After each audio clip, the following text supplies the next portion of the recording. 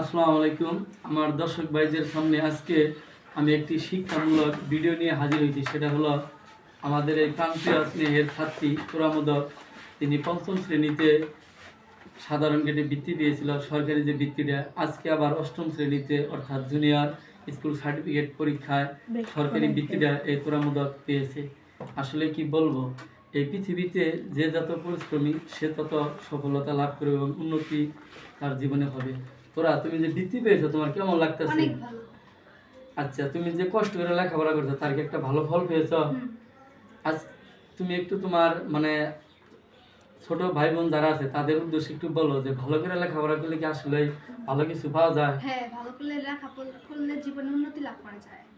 তাই আমি সকল ছাত্রছাত্রীদেরকে বলবো যে তোরামোদক সবার জন্য একটু অনুপ্রেরণা এবং উৎসাহ। তোমরা মোবাইল টিপি না করে এবং বাবা মার কথা শুনে, শিক্ষকদের কথা শুনে যদি আসলে লেখাপড়া করো তাহলে জীবনে উন্নতি লাভ করবে।